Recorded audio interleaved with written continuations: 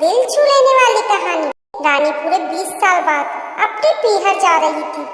उसे नहीं पता था कि पीहर में उसके भाई के कितने बच्चे हैं, उनकी शादी हुई है या नहीं। रानी के 2 बेटे थे, दोनों की शादी हो गई थी। रानी अपने छोटे बेटे के साथ रहती थी। अभी 2 महीने पहले ही रानी का पति का निधन हुआ था। रानी विधवा थी, उसकी कलाइयों में चूड़ियां नहीं थी। आज 20 साल बाद पीहर जा रही थी। उसकी वजह उसका पति ही था।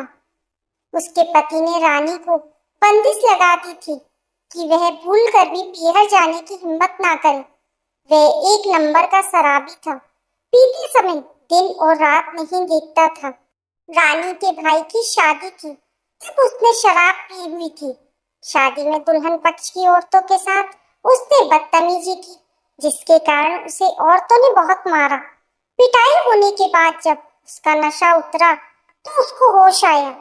अपमान का बदला लेने के लिए ससुर जी से बोला, ये शादी रोक दो, मगर रानी के पिताजी ने शादी रोकने से साफ इनकार कर दिया। अपमान सहन ना होने के कारण वे शादी बीच में ही छोड़कर आ गया और आते आते रानी से भी बोला, मेरे साथ रहना चाहती हो तो अभी चल, वरना फिर भूल जाना मुझे। उस दिन के बाद से रानी पीहर जाने के लिए तरसती रही। जब उसे पीहर की याद आती तो अकेले में छुपकर रो लिया करती। पीहर दूर था, इसलिए वहां की खबर भी उसे नहीं मिलती थी। जब माँ का निधन हुआ तब भी उसे नहीं बताया गया और एक दिन पिताजी भी चल बसे, मगर रानी को वहां जाने की इजाजत नहीं। बस ने पहला गांव पार किया तो रानी को ऐसा लगा जैसे जिंदगी का एक पड़ाव उसने पार कर लिया। सफर को 3 घंटे हो चुके थे और उसे बस बदलना थी। 4 गांव के बाद उसका गांव आने वाला था। इस उम्र में भी रानी का दिल धक धक कर रहा था। सीने में उठने वाली पीहर की भूख आज उसे पूरी तरह से उथल पुथल कर रही थी। बस रानी के गांव में आकर रुकी।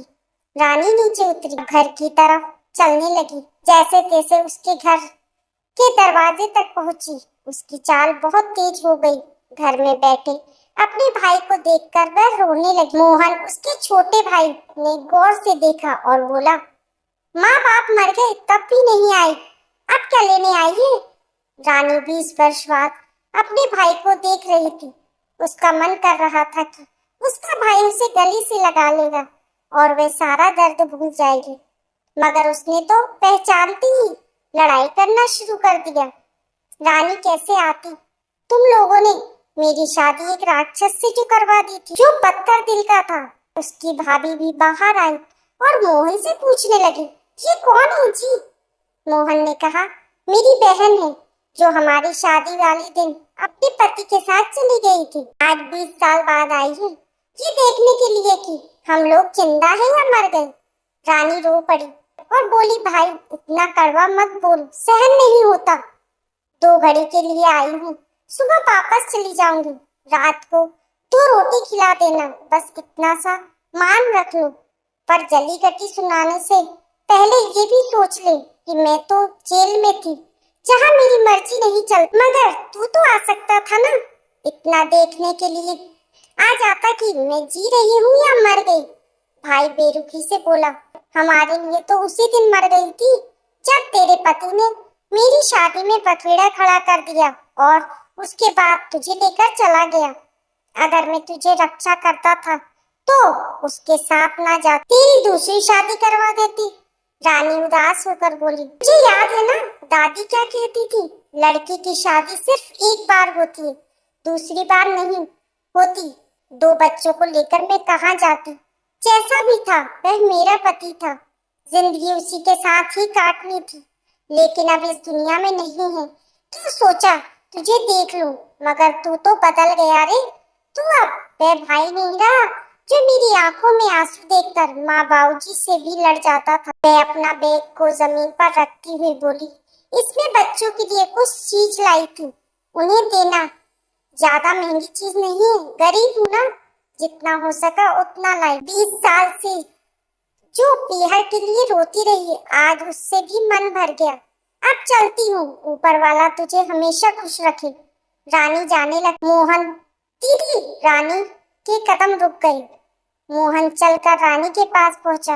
रानी ने मुड़कर उसकी तरफ में देखा। वे कोई अजनबी नहीं था, उसका भाई मोहन था, जिसे कभी उसने अपनी गोद में खिलाया था।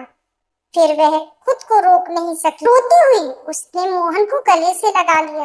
फिर दोनों एक साथ रो पड़े। उन्हें रोता देखकर मोहन की पत्नी और उसके बच्चे भी अपने आंसुओं को रोक नहीं पाए। वे सारे शिकवे गिले आंसुओं में बह गए। उसके बाद रानी 15 दिन तक पीहर में रही। जी भर के बाबुल की गलियों में घूमी। दोस्तों, आपको ये पीहर कहानी कैसी लगी कमेंट करके जरूर बताइए और पसंद आने पर लाइक और शेयर करें। ऐसी ही अच्छी अच्छी कहानियों के लिए चैनल को सब्सक्राइब करना ना भूलें। मिलते हैं फिर एक नई कहानी के साथ। तब तक के लिए नमस्कार।